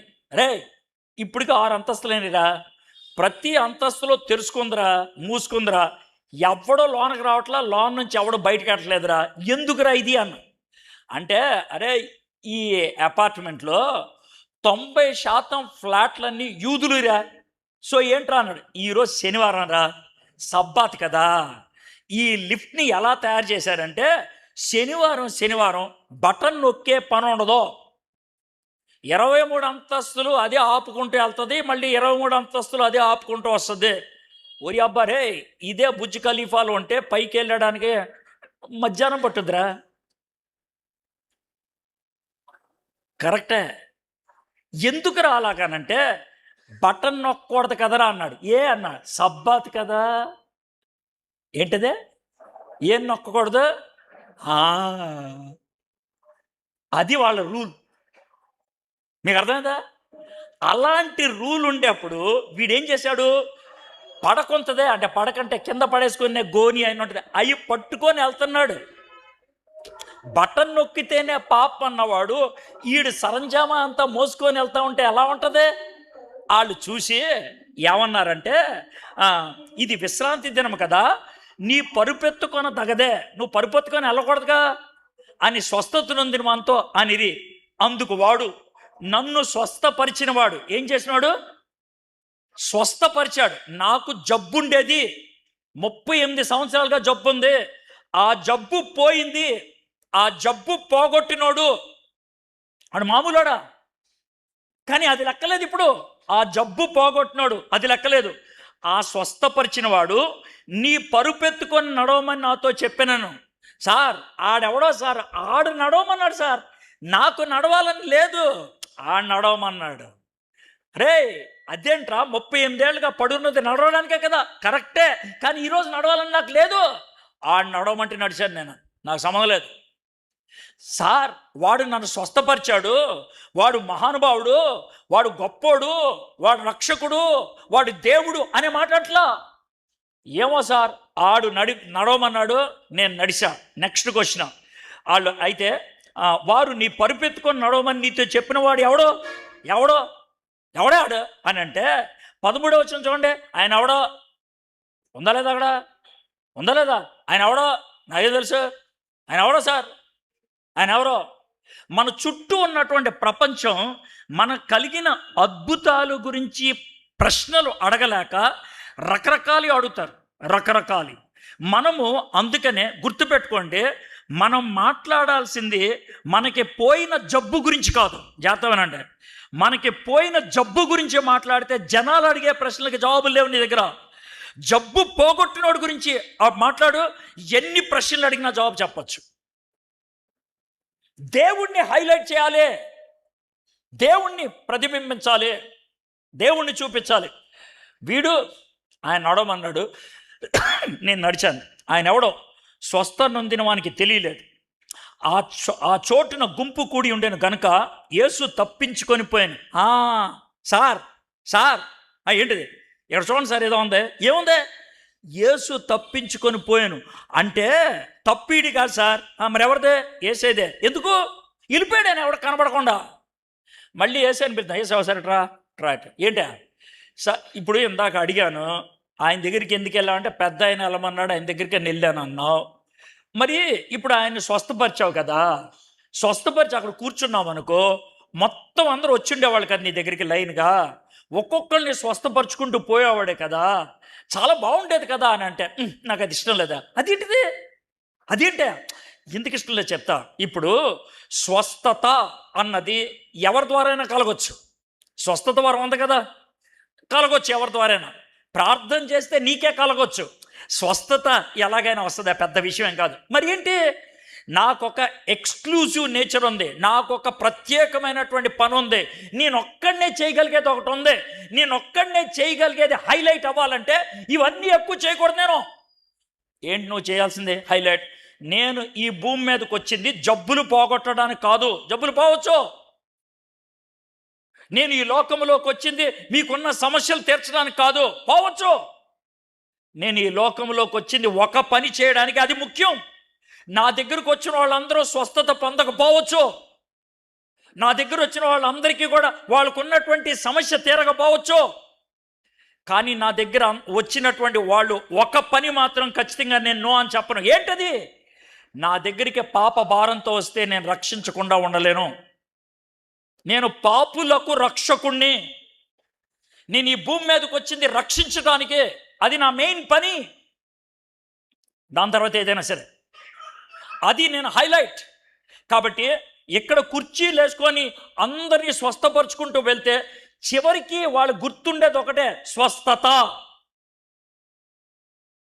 అంతకుమించి ఇంకేముండదు. నేను స్వస్థతతో ఆగిపోయేవాడిని కాదు. స్వస్థత జరగవచ్చు, జరగకపోవచ్చు, కానీ ఖచ్చితంగా జరగాల్సింది ఏంటంటే రక్షణ. వాళ్ళ జీవితంలో మార్పు చెందాలి, పాపం నుంచి విడిపించబడాలి. అందుకనే నేను అక్కడ కుర్చీ వేసుకొని కూర్చోాలా. వాడిని ఒక్కడిని స్వస్థపరిచా, ఓకే.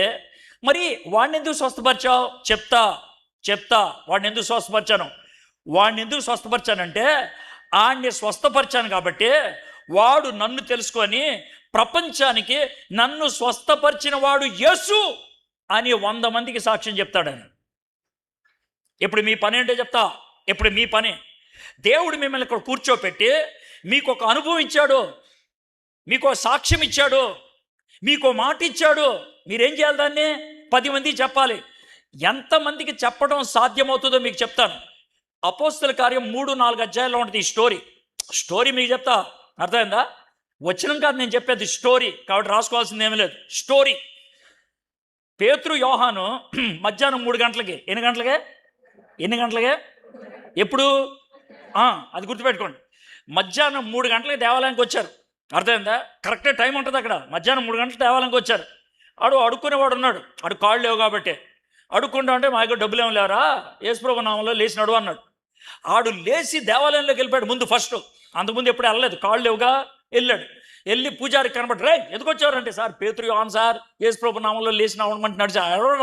ఎవడరా యేసుప్రభు, ఎవడరా పేతురు, ఎవడరా యోహాను? ఏమో సార్ బయట ఉన్నారు అని అన్నాడు. మళ్ళీ బయటికి వెళ్ళిపోయాడు. సంతలోకి వెళ్ళాడు. మామూలుగా సండే మార్కెట్ లాగా ఉంటుంది కదా.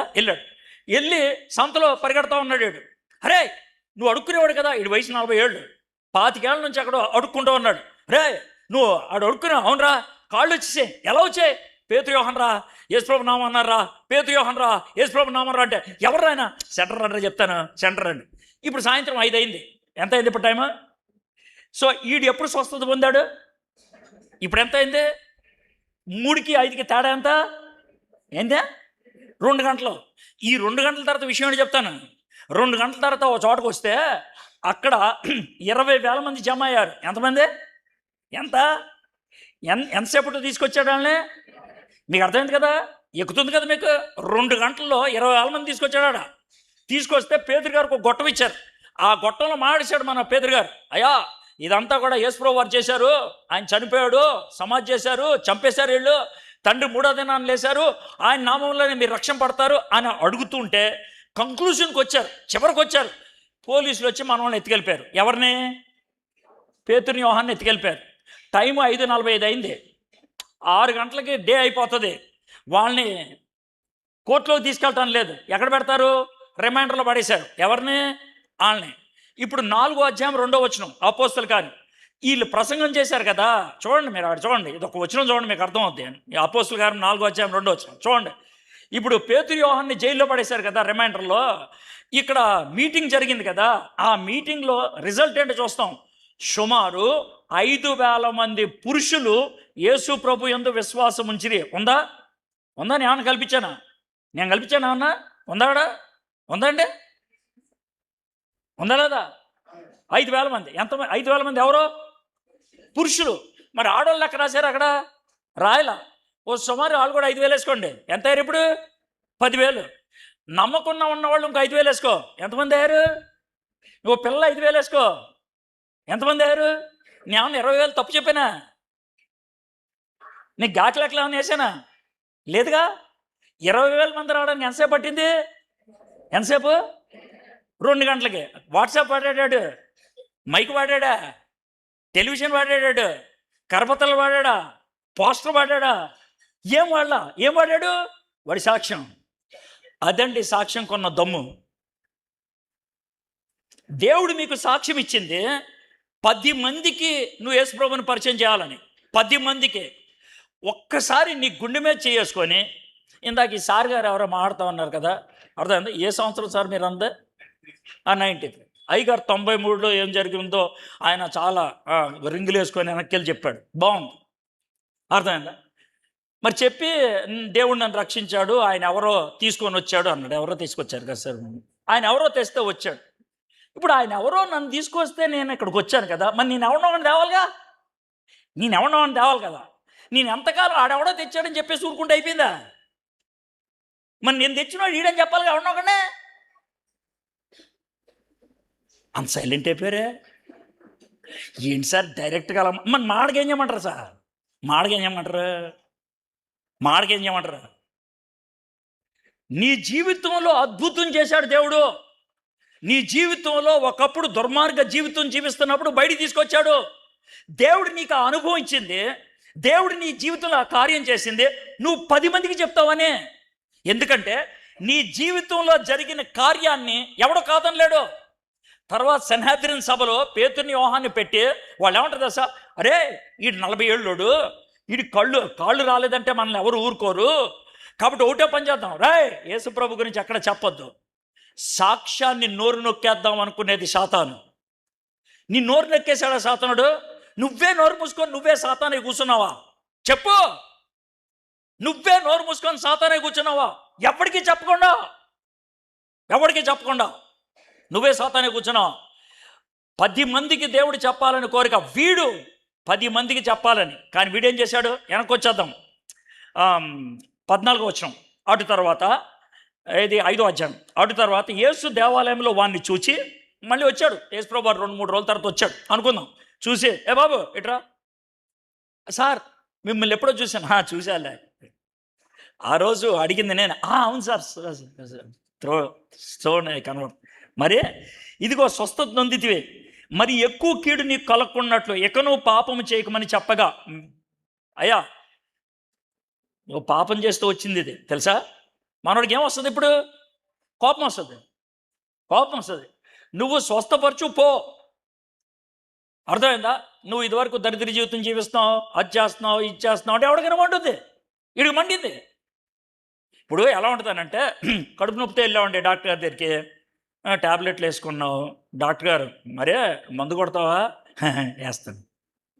మానే పోతావు లేకపోతే అన్నాడు అనుకో, ఇప్పుడు దుర్మార్గుడు మందు పుట్టు పోతాను అంటున్నాడు అని అంటాడు ఎవడైనా? అండ అండ అయ్యా నీ ఊపిరితిత్తులన్నీ తినేసిందే, ఏం చేయమంటారు? మందు కొడతాం మానేశాను, సిగరెట్ తాగటం మానేశాను అంటే నేను మానేరా, అది నీ ఇష్టం, నేను చేయను. పోతావు. పాపం చేయొద్దు. పాపం చేస్తేనే ఇది వచ్చింది, మరి ఇప్పుడు పాపం చేస్తావు పోతావు. ఇదే మాట యేసుప్రభు ఎవరు చెప్పాడు? వ్యభిచారంలో పట్టబడి స్త్రీ ఉంది 8వ అధ్యాయం, ఇకను పాపము చేయకము అన్నాడు కదా. సేమ్, నీకు పాపం చేస్తే రాళ్ళు కొట్టించుకునే పరిస్థితి వచ్చింది, నీకు పాపం చేయదు. నెక్స్ట్ 15వ వచనం, వాడు వెళ్ళి తన్ను స్వస్థపరిచిన వాడు యేసు అని యూదులకు తెలియజెప్పాను. ఈ కార్యములను విశ్రాంతి దినమున చేసినందున యూదులు యేసుని హింసించి స్వస్థత పొందాడు. యేసు ప్రభు హింసకు కారకుడయ్యాడు. మీ సాక్ష్యం కూడా అలాగే ఉంటుందా? మీ సాక్ష్యం కూడా అలాగే ఉంటుందా? ఇది 5వ అధ్యాయంలో జరిగిన అద్భుతం. మీరు ఇంటికి వెళ్ళిన తర్వాత పని చేయండి, 9వ అధ్యాయం చదవండి. సేమ్ టు సేమ్ యోహాను సువార్త 9వ అధ్యాయం చదవండి. ఇక్కడ ఈడు కుంటోడు, ఆడు గుడ్డోడు. వీడికి 38 ఏళ్ళు కుంటితనం, వాడికి జీవితాంతం గుడ్డితనం. వీడికి 40 ఏళ్ళు, వీడికి 60 ఏళ్ళు, ఆడికి 40 ఏళ్ళు. అర్థమైందా? వీడిని సబ్బాతు రోజు స్వస్థపరిచాడు, వాడిని కూడా సబ్బాతు రోజు స్వస్థపరిచాడు. అర్థమైందా? నేల మీద ఉమ్మేసి బురద చేసి కళ్ళ మీద రాసి ఎల్లు కోనేట్లో కడుక్కో అంటే కడుక్కుంటే కళ్ళు వచ్చాయి. ఈయన్ని యూదులు అడిగారు, ఆయన కూడా యూదులు అడిగారు, ఈయనకి స్వస్థత ఎవరు చేశారంటే నాకు తెలియదు అన్నాడు. ఆయన కూడా అడిగారు, అరే నీకు స్వస్థత ఎవరు చేశారు? సార్ నేను గుడ్డోని కదా సార్, నాకు తెలియదు సార్. నేను గుడ్డోని కదా సార్, నాకు తెలియదు సార్. నేను గుడ్డోడు ఉన్నప్పుడు ఆయన చెప్పాడు సార్, స్వరం గుర్తుపడతాను సార్, ఆయన ఎవరో తెలియదు. సర్లే తెలియదు అంటున్నావు కదా, ఆయన ఎవడైనా ఉంటాడు? సార్ నేను పుట్టుగుడ్డోని కదా సార్, పుట్టుగుడ్డోడిని ఇప్పుడు దాకా స్వస్థత పొందడం ఎక్కడ చూడలేదు కదా సార్. కాబట్టి నా అంచనా ప్రకారం ఆయన దేవుడి దగ్గర నుంచి వచ్చినాడు సార్. ఎవడు చెప్పాడు సార్? దేవుడి దగ్గర నుంచి వచ్చినాడు కాకపోతే పుట్టుగుడ్డోడికి కళ్ళు ఎవడేస్తాడు సార్? నర్మయ్, ఆడి ధర్మశాస్త్ర విరోధి, మోషేకి విరోధి. ఏమో సార్ అది నాకు తెలియదు సార్ అని అంటే మళ్ళీ అడిగారు, ఆడెవడరా అంటే, సార్ మీరు ఏమనుకోవచ్చు సార్, ఏంటంటే నాకు కళ్ళు లేవు కాబట్టి నాకు తెలియదు సార్. మీ కళ్ళునే మీకు కూడా తెలిసారైనా సెటైర్ వేసాడు అక్కడ. నిజం, నా కళ్ళు లేవు కాబట్టి నాకు తెలియదు సార్. అడెవడో మీ కళ్ళు ఉన్నాయి కదా, మీకు కూడా తెలియదు ఆయన ఎవరు అంటే ఎంత కోపం వచ్చారు, సంఘం నుంచి బయటకు పంపించేయండి రా అని అంటే పంపించేశారు. ఇక్కడేం జరిగిందో అక్కడ కూడా అది జరిగింది. 3 రోజుల తర్వాత యేసయ్య వచ్చాడు, బాబు అయ్యా నువ్వు మారుమనసు పొందాలయా, రక్షింపబడాలయా, మనుష్య కుమారుడి యందు విశ్వాసం ఉంచాలయా అంటే వీడు ఎంత మంచివాడు చూడండి. సార్ ఆయన ఎవరు సార్, ఆయన ఎవరు సార్ అని అడిగాడు. నేనేరా నీ ముందున్నది అంటే కాళ్ళ మీద పడిపోయాడు. వాడు రక్షింపబడ్డాడు. చూడండి, దేవుడు శారీరక స్వస్థత ద్వారా, యేసయ్య శారీరక స్వస్థత ద్వారా కళ్ళు ఇచ్చాడు. ఏమిచ్చాడు? కళ్ళు. ఆ కళ్ళుని సరిగ్గా వాడితే ఆడికి ఏం దొరికింది? రక్షణ దొరికింది. కళ్ళు రావటం రక్షణ కాదు, జబ్బులు పోవటం రక్షణ కాదు. అది తప్పని నేను అట్లా. రక్షణకు సూచన, రక్షణకు మార్గం. వీడికి ముందు సైట్ ఇచ్చాడు. ముందు సైట్ అంటే ఏంటి? కళ్ళు. ఆ తర్వాత లైట్ ఇచ్చాడు. లైట్ అంటే ఎవరు? యేసయ్య. ముందు సైట్ ఇచ్చాడు, ఆ తర్వాత లైట్ ఇచ్చాడు. బాగుంది కదా? మీలో చాలామంది సైట్ వచ్చిన వాళ్ళు ఉన్నారు, మీలో చాలామంది స్వస్థత పొందిన వాళ్ళు ఉన్నారు, మీలో చాలామంది సాక్ష్యాలు చెప్పిన వాళ్ళు ఉన్నారు ఎలాంటి మీటింగుల్లో. మీలో చాలామంది దేవుడు నాకు ఇది చేశాడు అది చేశాడని విశ్వాసుల మధ్యన చెప్పేవాళ్ళు ఉన్నారు. మంచిదే, కానీ అక్కడ ఆగిపోతే బాగుంటుందా? ఇంకొంచెం ముందుకెళ్తే బాగోదా? ఇంకొంచెం ముందుకెళ్ళి చెప్పగలిగితే బాగోదా? దేవుడు మనకిచ్చే ప్రతి అనుభవం ఉపయోగపడేదే. నేను క్రిస్మస్ న్యూ ఇయర్ రోజున ఐర్లాండ్లో ఉన్నాను. ఉత్తర ఐర్లాండ్లో అసలు చర్చిలు ఉండవు. అంటే మన తెలుగు వాళ్ళు చాలా తక్కువ మంది ఉంటారు. కానీ నాకెందుకో 31వ తారీఖు రాత్రి వెళ్ళాలనిపించింది ఐర్లాండ్. అంటే 2 గంటల ప్రయాణం కారులో. అంటే అన్న ఒకళ్ళు ఉన్నారన్న మనకు తెలిసిన వాళ్ళు తెలుగు వాళ్ళు అని అంటే, ఈ ప్రాంతం ఆయన ఉన్నారు అని అంటే ఆయనకి మెసేజ్ పెట్టాను, నేను ఇలా వస్తున్నానంటే నేను మెయిన్గా వచ్చేది ఏంటంటే హెలెన్ రోజవీరా అనేటువంటి ఒక ఆవిడ ఇల్లు చూసి వెళ్దామని వస్తున్నాను. మీరు వీలుంటే కనుక ఊరిన కలిసి వెళ్తామంటే వాళ్ళు వెంటనే మళ్ళీ మెసేజ్ పంపించారు. సార్ మీరు ఎన్ని గంటలకు వస్తారంటే 12:30 1 గంటకు వస్తాం సార్, సాయంత్రం 6 గంటల మీటింగ్ కదా, 1 గంట గడిపేసి వెనక్కి వచ్చేస్తామంటే, సార్ అదే టైంలో మేము కూడుకుంటున్నాం సార్ మొట్టమొదటిసారిగా, మీరు రండి సార్, పెద్ద ఎక్కువ మంది ఉన్నాం సార్ అంటే, ఏం పర్లేదు సార్ మీ ఫ్యామిలీ ఉంటే చాలు అని అన్న. 25 మంది కూడుకున్నారు మొట్టమొదటిసారిగా తెలుగు వాళ్ళు. ఓ పాట, ఓ వాక్యం, బాగానే జరిగింది. వెనక్కి వెళ్ళిపోతూ హెలెన్ రోజవీరా అనే ఇంటికి వెళ్తా ఉన్నాను. నాతో పాటు వచ్చిన వాళ్ళు ఐర్లాండ్ వాళ్ళు, వీళ్ళు, సార్ ఈవిడ ఇల్లు చూడటానికి ఎంత తాపత్రయం ఎందుకు పడుతున్నారు సార్, ఆవిడ ఎవరు సార్ అంటే, ఆవిడ ఇంటి దగ్గరికి వెళ్ళి ఆ పాత ఇల్లు 2016లో చచ్చిపోయింది. ఆవిడ చచ్చిపోయి 8 ఏళ్ళు అయింది. ఊరినే ఆ ఇల్లుని చూసి కొద్దిసేపు అక్కడ గడిపి బయటకు వచ్చేస్తూ, ఈవిడ ఎవరో చెప్తాను సార్, ఈమె 2016లో 91 ఏళ్ల ముసలావిడిగా ఇక్కడే చనిపోయింది, ఆవిడని ఎక్కడే పాతి పెట్టారు. ఈవిడ జీవితం ఏంటో చెప్తా. ఈవిడ ఇక్కడ పొట్ల ఇంగ్లాండ్ దేశంలో పుట్టింది. వాళ్ళ నాన్నగారు ఆక్స్ఫర్డ్లో మ్యాథమెటిక్స్ టీచర్. బాగా చదువుకున్న వాళ్ళ ఇంట్లో పుట్టిందేమో, డాక్టర్ చదివింది. డాక్టర్ చదువుతున్న దినాల్లో యేసు ప్రభుని సొంత రక్షకుడిగా అంగీకరించింది. తన మిత్రులు ఒక యూత్ క్యాంప్కి తీసుకెళ్తే అక్కడ మిషనరీ డాక్టర్గా ఉండటానికి తను తాను సమర్పించుకుంది. ఆఫ్రికా ఖండంలో కాంగో అనేటువంటి ఊరికి వెళ్ళింది, దేశానికి, అక్కడ పరిచయం చేయడానికి. ప్రపంచంలో 10 నిరుపేద దేశాల్లో 4వ స్థానంలో ఉంటుంది కాంగో. ప్రపంచంలో నిరుపేద దేశాలు. నిరుపేద దేశం అంటే ఏంటో మీకు చెప్తా. గడ్డి ఉంటుంది చూసారా, నేల మీద మొలిసే గడ్డి, గడ్డి తింటారు వాళ్ళు. నేను సరదాగా చెప్పట్లా, గడ్డి తింటారు. భార్యని $5 అమ్మేసినటువంటి వైను ఈ మధ్యన బయటపడింది. $5 అమ్మేశాడంట. $5 అంటే $445.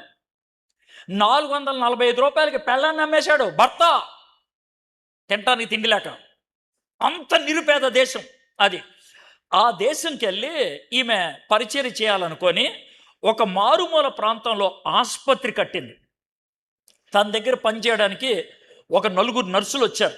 ఈమె డాక్టరు, 4 నర్సులు. చాలామందికి పురుడు పోసింది, చాలామందికి ఆ విధంగా సువార్త చెప్తా ఉంటే అక్కడ ఉన్నటువంటి ప్రభుత్వం వాళ్ళకి తెలిసింది ఇక్కడ సువార్త జరుగుతుందని. పోలీసులు పంపించారు.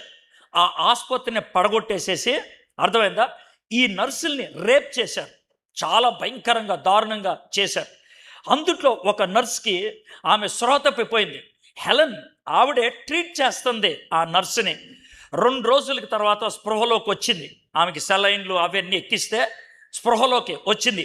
స్పృహలోకి వచ్చిన తర్వాత హెలెన్ వైపు చూసి ఆవిడ అన్నది, నన్ను ఎందుకు బతికిచ్చావు అన్నది. ఎందుకమ్మా అలా అంటావు అంటే, నాకు అంత పోయింది, ఇక నేను బతకటం వేస్ట్, నన్ను చంపేయి అని అంటా ఉంటే, వద్దు అసలు ఏమైంది అని అంటే, ఏం చేయమంటావు, నేను ఈ దేశానికి కన్యకగా వచ్చాను, ఈ దేశంలో కన్యకగా బతుకుతున్నాను, నేను యేసయ్య కోసం నా కన్యరికాన్ని ఇద్దామనుకున్నాను, నేను ఎప్పటికీ పెళ్లి చేసుకోకుండా సేవ చేద్దాం అనుకున్నాను అంటే, మంచిదే, శారీరకమైన కన్యరికం యేసయ్యకి ఏం అవసరం లేదు, పెళ్ళైనా కూడా నువ్వు యేసయ్యకి కన్యరికంగా ఇవ్వచ్చు, నీ ఆత్మ పవిత్రంగా ఉంటే. నువ్వు అలాగే ఉన్నావు, ఏం పర్లేదంటే, ఏం మాట్లాడుతున్నావు, 4 రేప్ చేశారు నన్ను, 4వ వాడు రేప్ చేస్తున్నప్పుడు నాకు స్పృహ పోయింది, నాకు తెలుసు, 4 రేప్ చేశారు, నా జీవితాన్ని నాశనం చేశారు వీళ్ళు, నీకు అర్థమవుతుందంటే, ఏం పర్లేదు, దేవుడు నిన్ను క్షమిస్తాడు, దేవుడు నిన్ను స్వీకరిస్తాడు, తప్పు నీది కాదు, నువ్వు అసలు ఆడదానివేనా,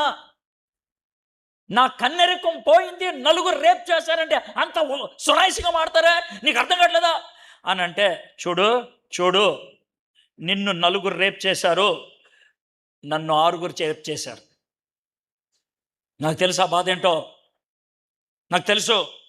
ఒకసారి 6 రేప్ చేశారు, ఒకసారి 2 రేప్ చేశారు, అయినప్పటికీ ఆ దేశం వదిలిపెట్టలేదు ఆవిడే.